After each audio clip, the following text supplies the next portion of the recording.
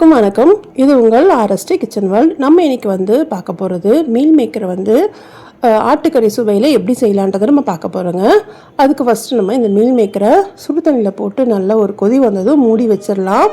இது கொஞ்சம் பெருசாக இருக்குது. நீங்கள் மூடி வச்சிங்கன்னா நல்லாவே அது அதில் வெந்து வந்துடும். இது லைட்டாக கொஞ்சம் உப்பு நீங்கள் சேர்த்துக்கோங்க.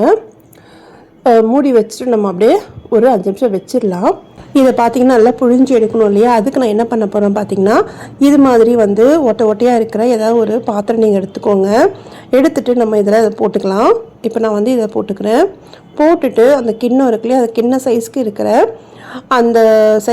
இன்னொரு கிண்ணத்தை எடுத்து அப்படியே நல்லா அழுத்துனீங்கன்னா நமக்கு அதில் இருக்க தண்ணியில் நமக்கு அழகாக பிழிஞ்சு வந்துடும். பாருங்கள், நான் உங்களுக்கு காட்டுறேன். கீழே பார்த்தீங்கன்னா ஒரு கிண்ணம் வச்சுருக்கேன் பார்த்தீங்களா? இதில் பார்த்தீங்கன்னா எல்லா தண்ணியுமே வந்துடுச்சு, தெரியுதா உங்களுக்கு? இப்போ இது பார்த்தீங்கன்னா அதில் தண்ணியே இருக்காது, கரெக்டாக இருக்கும். உங்களுக்கு மசாலா ஏதாவது நீங்கள் சேர்க்கும் போது நல்லாவும் மசாலா இறங்கும். இதுக்கு அடுப்பில் ஒரு பாத்திரத்தில் வச்சுருக்கேங்க.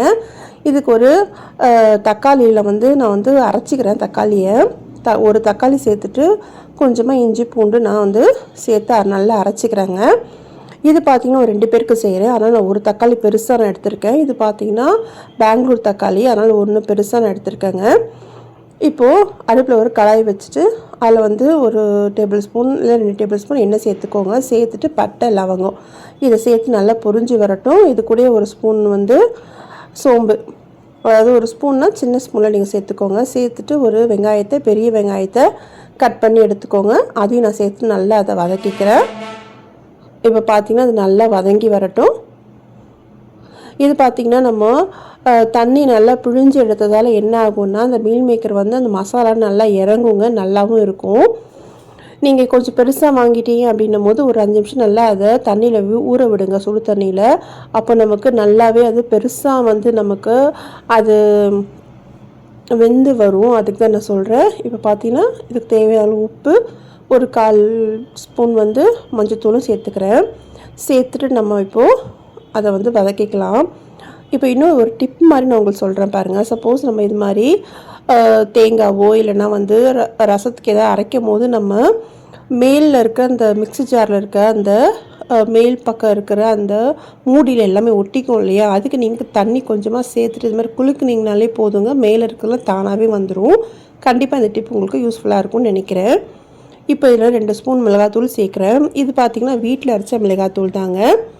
ஒரு 1/2 ஸ்பூன் கரம் மசாலாவும் சேர்த்துக்கோங்க. அப்படி இல்லை நீங்கள் மட்டன் மசாலா வச்சுருந்தீங்கன்னா அதையும் நீங்கள் சேர்த்துக்கலாம். சேர்த்துட்டு நல்லா நம்ம கலந்து விட்டுக்கலாம். இப்போ பார்த்திங்கன்னா இந்த எண்ணெயிலே அது நல்லா வதங்கி நமக்கு நல்லா கலர் கொடுக்கும். அதுக்கு நீங்கள் எண்ணெயில் சேர்த்து நல்லா வதக்கும் போது நல்லாவே கலர் கொடுக்கும். அதுக்கப்புறம் நீங்கள் தக்காளியை நீங்கள் சேர்த்துக்கலாம். இப்போ பார்த்திங்கன்னா அரைச்ச தக்காளியை நான் சேர்த்துக்கிறேன். சேர்த்துட்டு நல்லா நம்ம கலந்து விட்டுக்கலாம். இது ரொம்ப டேஸ்ட்டாக இருக்கும். நீங்கள் இதை பூரி சப்பாத்திக்கு இன்னும் சாதத்தில் பிசைஞ்சு சாப்பிட்டா சூப்பராக இருக்கும். கண்டிப்பாக நீங்கள் ட்ரை பண்ணி பாருங்கள். தோசைக்கு இட்லிக்கெல்லாமே செம்மையாக இருக்குங்க. இதே மாதிரி தான் நீங்கள் மஷ்ரூமே நீங்கள் செஞ்சு பாருங்கள், இன்னும் நமக்கு டேஸ்ட்டு நல்லாயிருக்கும். இப்போ பார்த்தீங்கன்னா இது நல்லா வதங்கி வரணும், எண்ணெய் நல்லா பிரிஞ்சு வரட்டும். இது பார்த்தீங்கன்னா கொஞ்சம் பெருசாக இருக்கு இல்லையா? அதனால நான் இதை கட் பண்ணிக்கிறேன். நான் கொஞ்சம் அதிகமாக தாங்க போட்டேன் மீல் மேக்கர். மீல் மேக்கர் நான் 65க்கு எடுத்துக்கிறேன். ஏன்னா என் பொண்ணுக்கு தான் மசாலா பிடிக்கும், என் பையனுக்கு 65 தான் பிடிக்குன்றதால நான் பெருசாகவே நான் தனியாக எடுத்து வச்சுருக்கேன். 65ன்னு பார்த்தீங்கன்னா ஒன்றுமே இல்லைங்க, நம்ம வீட்டில் இருக்க நம்ம 65 ஆச்சியோ இல்லை சக்தி எதுனாலுமே மசாலா எடுத்துக்கோங்க. கடையில் கிடைக்கிற மசாலா தான் நான் சொல்கிறேன். அதை போட்டுட்டு அதில் ஒரு ஸ்பூன் கடலை மாவு, ஒரு ஸ்பூன் அரிசி மாவு சேர்த்து நல்லா கலந்துட்டு உப்பும் சேர்த்து கொஞ்சமாக இஞ்சி பூண்டு சேர்த்து நல்லா கலந்துட்டிங்கனாலே நமக்கு 65 போகிறதுக்கு ரெடி ஆகிடும். அது நான் ரெடி பண்ணி வச்சுட்டேன். நான் லாஸ்ட்டாக உங்களுக்கு 65 போட்டு காட்டுறேன். இப்போ பார்த்திங்கன்னா இது சின்ன நான் கட் பண்ணிட்டேன் இல்லையா? இது நல்லா நான் கலந்து விட்டுக்கிறேன். கலந்துட்டு நம்ம லைட்டாக நம்ம தண்ணி சேர்த்துக்கலாம். கொஞ்சமாக தண்ணி சேர்த்துக்கோங்க, நிறைய சேர்த்துறாதீங்க. சேர்த்துட்டு நல்லா கலந்துட்டு ஒரு 2-3 நிமிஷம் நல்லா அது கொதித்ததும் நம்ம மூடி வைக்கலாங்க. ஏன்னா நமக்கு அந்த மசாலாலாம் அந்த மீல் மேக்கரில் இறங்கணும் இல்லையா? அதுக்காக தான் நான் சொல்கிறேன்.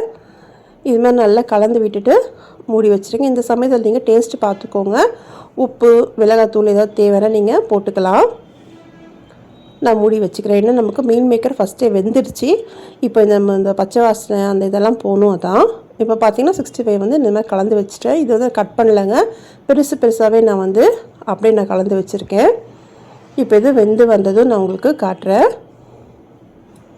இப்போ பார்த்தீங்கன்னா ஓரளவுக்கு 2-3 நிமிஷம் ஆயிடுச்சு. நல்லா கலந்து விட்டுக்கோங்க, அடி பிடிக்காமல் பார்த்துக்கோங்க. அடி பிடிச்சிட்டாலே நமக்கு என்ன ஆகும்னா டேஸ்ட் நமக்கு டிஃப்ரென்ஸ் வந்துடும். அதுக்கு தான் அடி பிடிக்காமல் பார்த்துக்கோங்க.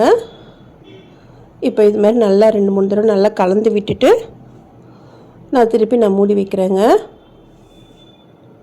இது நல்லா நமக்கு கலர் மாறி நல்லா எண்ணெய்லாம் பிரிஞ்சு வந்து நமக்கு ஒரு மாதிரி தொக்கு பதத்துக்கு வரும். அது வரைக்கும் நீங்கள் சிம்மில் வச்சு நல்லா கலந்து விட்டுக்கோங்க. லாஸ்ட்டாக நான் வந்து மிளகுத்தூள் சேர்க்குறேன். உங்கள் விருப்பம் தான், உங்களுக்கு தேவைன்னா மிளகுத்தூள் சேர்த்துக்கோங்க. இந்த மிளகுத்தூள் பேக்கெட் வாங்கும் போதும் நீங்கள் இதை சின்னதாக நீங்கள் கட் பண்ணி வச்சுக்கிட்டிங்கன்னும் போது இது மாதிரி தூவுறதுக்கு ரொம்ப ஈஸியாக இருக்கும். இதுக்காக ஒரு டப்பாவை நம்ம வந்து ரெடி பண்ணுன்ற அவசியமே இல்லை. சின்னதாக கட் பண்ணிவிட்டு இப்படி தூவும் போது நமக்கு ஈஸியாக இருக்கும். இப்போ பார்த்தீங்கன்னா நல்லாவே அது எல்லாமே கலந்து விட்டாச்சு. என்னோடய ஃபஸ்ட்டு சேனல் பார்த்தீங்கன்னா டிப்ஸ் சேனலுங்க. கண்டிப்பாக அது ரொம்ப உங்களுக்கு எல்லாருக்கும் பிடிக்கும்னு நினைக்கிறேன். குக்கிங் டிப்ஸ்லாம் நிறைய நான் அதில் போட்டிருக்கேன். உங்களுக்கு தேவைப்பட்டுச்சுன்னா என்னோடய ஃபஸ்ட்டு சேனல் நீங்கள் செக் பண்ணி பாருங்கள். நான் டிஸ்கிரிப்ஷனில் வந்து அதோட லிங்க் நான் கொடுக்குறேன். அதை செக் பண்ணிவிட்டு உங்களுக்கு பிடிச்சிருந்தா அந்த சேனல் நீங்கள் சப்ஸ்கிரைப் பண்ணி வச்சுக்கோங்க. இப்போ பார்த்தீங்கன்னா எண்ணெய் நல்லா பிரிஞ்சு வந்திருக்கு. உங்களுக்கு பார்த்தாலே உங்களுக்கு தெரியுதா, நம்ம மட்டன் வந்து வறுத்தா எப்படி நமக்கு இருக்குமோ அதே மாதிரி தான் இருக்குது. கண்டிப்பாக உங்கள் வீட்டில் நீங்கள் ட்ரை பண்ணிவிட்டு உங்களோட ஃபீட்பேக் எனக்கு சொல்லுங்கள். சூப்பராக நமக்கு ரெடி ஆகிடுச்சு. இது வந்து அவ்வளோ டேஸ்ட்டாக இருந்துச்சு. கண்டிப்பாக நீங்கள் உங்கள் வீட்டில் செஞ்சு பாருங்கள். நெக்ஸ்ட்டு பார்த்தீங்கன்னா உங்களுக்கு அந்த 65 போட்டு காட்டுறேன். இது மாதிரி நான் பெருசாகவே போட்டுட்டேங்க. இது மாதிரி நீங்கள் 65 போடும்போதும் இது சூப்பராக இருக்கும். ரச சாதத்துக்கு, சாம்பார் சாதத்துக்குலாம் நல்லாயிருக்கும். கண்டிப்பாக நீங்கள் ட்ரை பண்ணிவிட்டு உங்களோட ஃபீட்பேக் எனக்கு கண்டிப்பாக சொல்லுங்கள். இந்த ரெசிபி உங்களுக்கு பிடிச்சிருந்தா என்னோட சேனலை சப்ஸ்கிரைப் பண்ணிக்கோங்க, கமெண்ட் பண்ணுங்கள், லைக் பண்ணுங்கள். மறக்காமல் RST கிச்சன் வேர்ல்டை சப்ஸ்கிரைபும் பண்ணிக்கோங்க. இன்னொரு நல்ல வீடியோவில் பார்க்கலாம். தேங்க்ஸ் ஃபார் வாட்சிங்.